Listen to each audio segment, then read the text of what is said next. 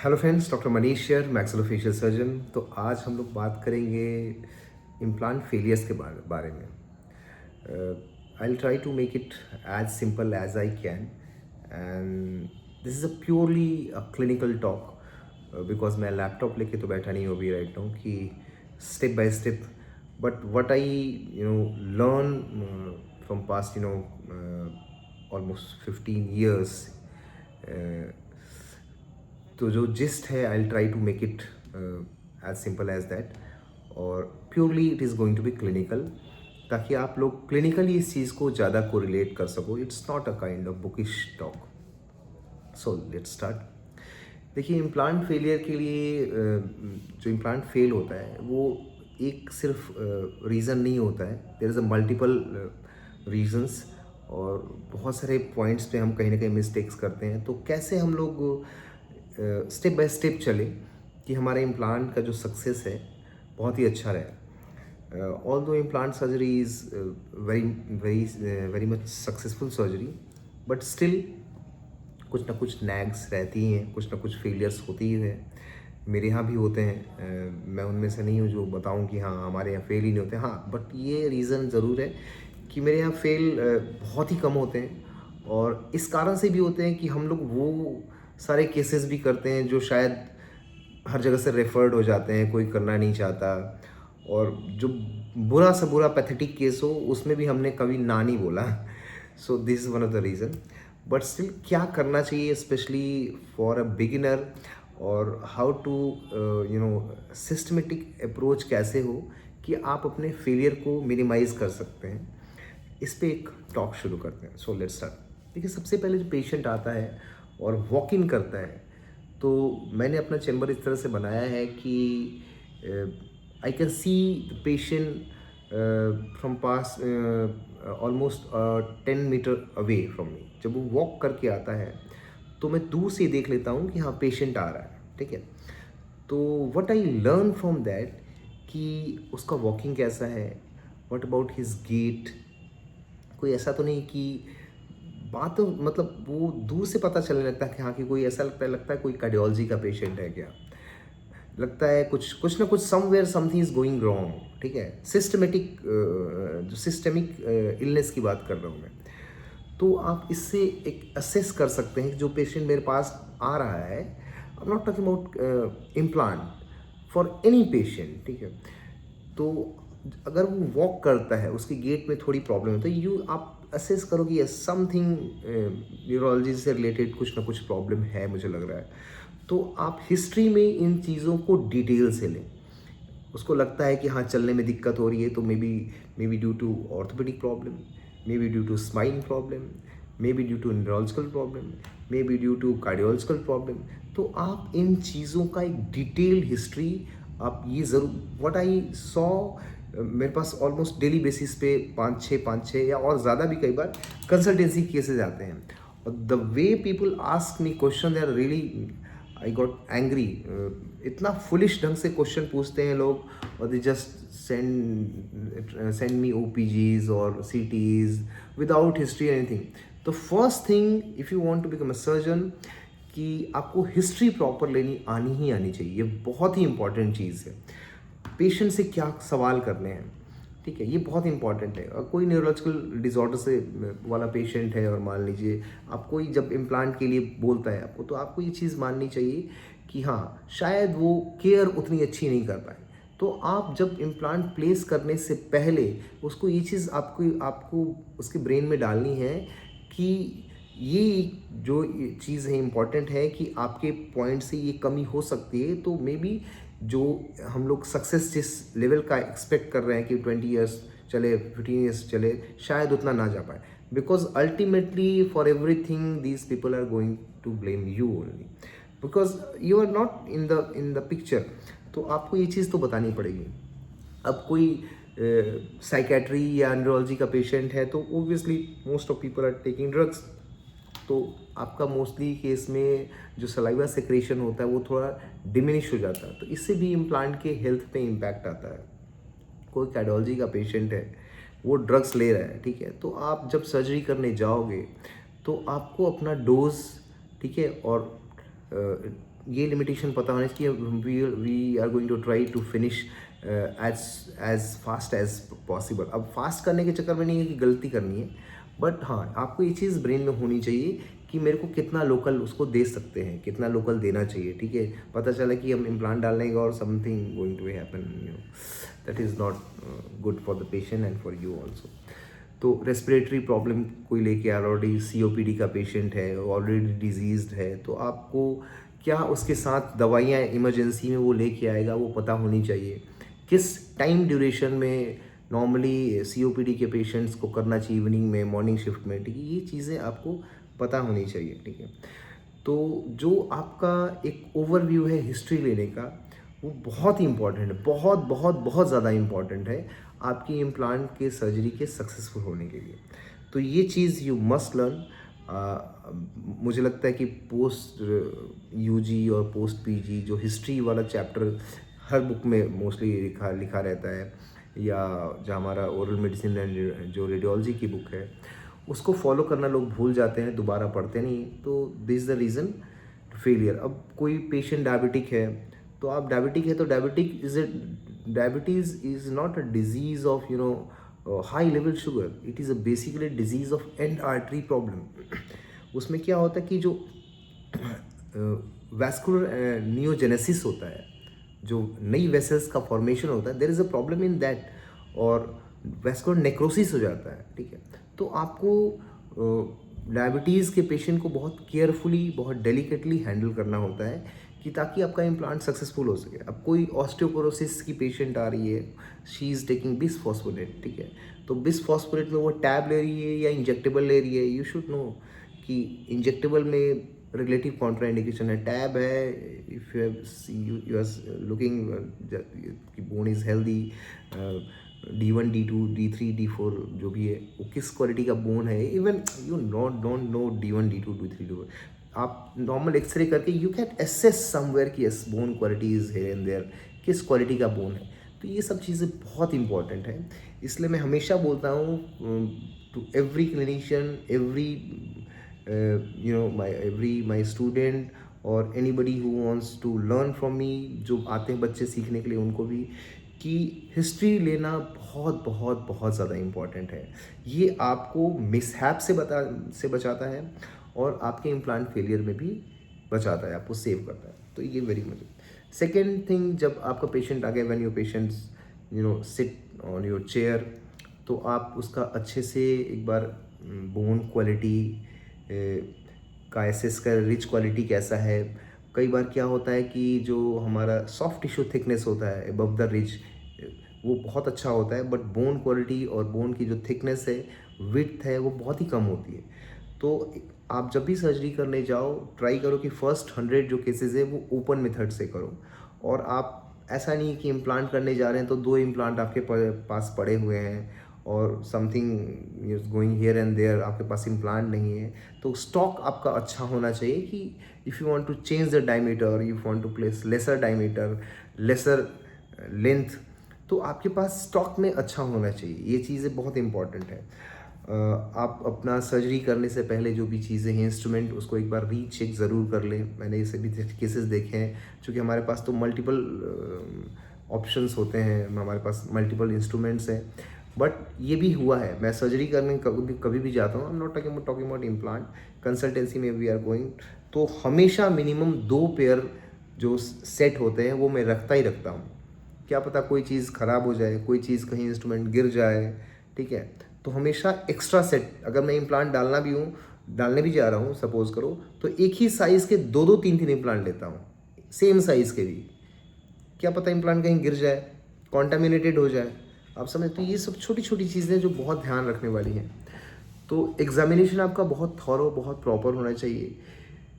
ऐसा तो नहीं कि पेशेंट जो है वो ऑन्कोलॉजिकली ट्रीटेड है, आरटी चल रही है उसकी, रेडियोथेरेपी पे है, कीमो पे है, ये सब चीज़ें बहुत क्लियरली पता होनी चाहिए सर्जरी से पहले। ये सब once surgery started, instrument should be must be sterilized in a proper manner. Sterilisation is very important, और इस वजह से मैंने बहुत सारे इम्प्लांट फेल होते हुए देखे, बहुत सारे जगहों पे, बहुत सारे बच्चों के। तो नॉर्मली लोग बहुत इस चीज़ को लाइट वे में लेते हैं, और but what I suggest you कि इम्प्लांट प्लेस करने से पहले आप एक बार अच्छे से कैसे एसेप्टिक कंडीशन में इम्प्लांट प्लेस करते हैं, इसका एक वीडियो देखें, 2-4 वीडियो देखें, बुक्स पढ़ें। ये सब बहुत ज़रूरी है, छोटी छोटी चीज़ें। जब आप इम्प्लांट प्लेस कर रहे हो तो आपको पता होना चाहिए कि बोन, आपका टेक्टाइल सेंसेशन जो है वो फिंगर्स का, वो बहुत इंपॉर्टेंट है। बोन क्वालिटी कैसा है, आप किस स्पीड पे कर रहे हो, आपका ड्रिल अच्छा है या नहीं है, गुड क्वालिटी का है कि नहीं है, कितना हीट जनरेट कर रहे हो, आप विथ इरिगेशन कर रहे हो, विदाउट इरिगेशन कर रहे हो, विथ इरिगेशन कर रहे हो तो कितना स्पीड है, क्या आप चिल्ड नॉर्मल सलाइन का इस्तेमाल कर रहे हो, नॉर्मल टेम्परेचर नॉर्मल सलाइन में इस्तेमाल कर रहे हो, स्लो स्पीड कर रहे हो। ये सब छोटी छोटी चीज़ें हैं, but it can impact on your success of implant in a very early period of time. ये सब छोटी छोटी चीज़ें हैं कि आपको पता चला कि आप जब when patients come to you after may be 2 months after, और आप टॉक थोड़ा सा दे रहे हैं तो पता चला कि इम्प्लांट बाहर आ गया। तो ये सब चीज़ें आपको बहुत सोच समझ के करनी है। तो surgical asepsis and surgical knowledge is very important. मैं बताइए आपको कि हमेशा शुरू में जितने केसेस करने हैं, एटलीस्ट 100 केसेस हमेशा ओपन करके करो, कभी क्लोज नहीं। और एग्जामिनेशन बहुत प्रॉपर होना चाहिए कि पोस्टीरियर मैंडिबल में कर रहे हो तो कहीं कोई कनकेविटी तो नहीं है, एंटीरियर मैंडिबल में कर रहे हो तो बहुत थिक है। आइडियली CBCT हो तो best for early part of practice. जब आप शुरुआत कर रहे हो तो if you have CBCT that is really very good. और इफ़ यू डोंट हैव तो आप अपना थोड़ा रिलाई करो, ओपन करके करो, तो यू विल बी सेफ। तो ये चीज़ें हैं। पोस्ट ऑपरेटिव केयर क्या होता है, मैनेजमेंट क्या होता है, ये बहुत प्रॉपर आना चाहिए आपको। प्रॉपर मेडिकेशंस जो हम लोग प्लेस करते हैं, स्पेशली बहुत सारे क्लिनिक्स में देखता हूँ एनारोबिक कवरेज के लिए बहुत सारे डॉक्टर्स को नहीं पता होता, एनारोबिक कवरेज नहीं रखते। हमेशा जब भी आप ओरल कैविटी के अंदर सर्जरी करते हो, हमेशा आप एनारोबिक कवरेज के लिए मेट्रोनिडोल या डॉक्सीसाइक्लिन जो भी है आप हमेशा रखो। इसके अलावा मैं जो करता हूँ कई बार कि लोकल मेट्रोनिडाजोल का गार्गल वो भी देता हूँ अपार्ट फ्रॉम क्लोरहेक्सिडिन। ये बहुत इंपॉर्टेंट चीज़ें हैं। थोड़ी मोड़ी अगर कहीं हियर एंड देयर होता है आपका सर्जिकल जो मैनेजमेंट है, सर्जिकल कहीं मिस्टेक्स होती हैं तो उसको वो करता है। बोन डाइबैक एक बहुत इंपॉर्टेंट कॉन्सेप्ट है जो कि हीटिंग पे बेस्ड है, मैंने आपको बताया है। तो ये सारी चीज़ें हैं। फेलियर में जब आप प्रोसेसेस लगाने जा रहे हो तो occlusion is the key. Occlusion आपका प्रॉपर है कि नहीं, एक्सेसिव लोड अगर है after cementation of your processes, तो ये भी बहुत बड़ा रीज़न है later on implant failure. Early part में तो नहीं फेल होगा, but after 3, 4, 5 years screw loosening होगी बार बार। एक और मैंने देखा है कई बार वो स्क्रू लैब वाला अगर आपका ले जाता है और वो उसको बहुत एक्सेसिव टाइट कर देता है, फिर वो दोबारा उसको खोल के फिर दोबारा आप उसको पेशेंट माउथ में उसी स्क्रू को डालते हो, तो क्या होता है कि उसके थ्रेड्स जो होते हैं वो प्रॉपर वे में, चूँकि एक बार उसका यूज़ हो चुका है तो टॉक भले ज़्यादा है बट लूजनिंग का इन केसेस में काफ़ी ज़्यादा मैंने देखा है। तो आप हमेशा अपना स्क्रू लैब वालों को कभी मत दो, उनके पास अपना स्क्रू लेकर आप अपना जो मैंने अबटमेंट दिया है बस अबटमेंट दे दिया, स्क्रू अपना इस्तेमाल करो। ये बहुत छोटी छोटी चीज़ें हैं, आप एक्सपीरियंस से लर्न करते हो। बाकी तो टेक्निकल चीज़ें हैं, रिज स्प्लिट क्या है, साइनस लिफ्ट क्या है, रिज एक्सपेंशन क्या है, नर्व लैटराइजेशन क्या है। नर्व लैटराइजेशन तो रेयरली बच्चे करते हैं, मतलब obviously this is reserve for the surgeons only. Zygoma, pterygoid, these are the different things. इसके तो सेपरेट प्रोटोकॉल्स ही होते हैं बिल्कुल। बट जो बेसिक इम्प्लांटोलॉजी में है कि आपका ऑक्लूजन है, पोस्ट ऑपरेटिव पेरी इम्प्लांटाइटिस है। जब आप सीमेंट रिटेन बनाते हो स्पेशली, तो कई बार सीमेंट जो है वो कई बार डिस्टर्ब करता है, उसके चलते सेकेंडरी इन्फेक्शंस बहुत बार मैंने देखे हैं। तो बट ऐसा नहीं है कि सीमेंट रिटेन नहीं करना चाहिए, और मैं नहीं करता हूँ, मैं बहुत केसेस में सीमेंट रिटेन करता हूँ, बहुत सारे केसेस में स्क्रू रिटेन करता हूँ, डिपेंडिंग अपॉन सिचुएशन। ठीक है। आपका कई बार क्या होता है कि हमारा बोन लेंथ आइडियली अगर कई बार देखो पोस्टीरियर रीजन में या कि इंटीरियर रीजन में भी बहुत लॉन्ग स्टैंडिंग अगर मिसिंग टूथ है तो काफ़ी ज़्यादा कॉन्केव हो जाता है वो एरिया, डिप्रेशन में हो जाता है। तो उस केस में कई बार देखा होगा आपने कि जो क्राउन का जो लेंथ है और इम्प्लांट का जो लेंथ है उसका रेशियो गड़बड़ हो जाता है, काफ़ी ज़्यादा लॉन्ग क्राउन लेंथ हो जाता है। तो उसके वजह से भी एक टॉक जो है वो जनरेट होता है, जिसके चलते इम्प्लांट के फेलियर के चांसेस या स्क्रू लूजनिंग के चांसेस थोड़े बढ़ जाते हैं। तो आइडियली अगर फाइनेंशियल प्रॉब्लम नहीं है पेशेंट को और if you are trained enough, तो आप करिएगा कि आप ग्राफ्ट पहले करिए एक बार। अगर पेशेंट को कोई हरी नहीं है तो आप वर्टिकल बोन हाइट बढ़ाइए, ठीक है, उस तरह से करिएगा तो ideally it should be good. But her case में प्रैक्टिकली स्पीकिंग मैं भी नहीं कर पाता हूँ, फाइनेंशियल कंस्ट्रेंट्स होते हैं, पेशेंट की विलिंगनेस नहीं होती, there is multiple things. Immediate implant is now become fashion. Immediate implant में क्या होता है कि इमीडिएटली लोग डाल देते हैं। मैंने बहुत ख़राब केसेस करी हैं, इवन स्पेस इन्फेक्शन के केस में मैंने इमीडिएट इम्प्लांट किया हुआ है। बट मैं कहूँगा नहीं कि आप इसको ट्राई करें। आइडियली अगर पॉसिबल हो तो अच्छे से क्लीन करके डू बोन ग्राफ्टिंग वहाँ करें सॉकेट में, हीलिंग के लिए आराम से छोड़ दो 4-6 महीना आराम से करो।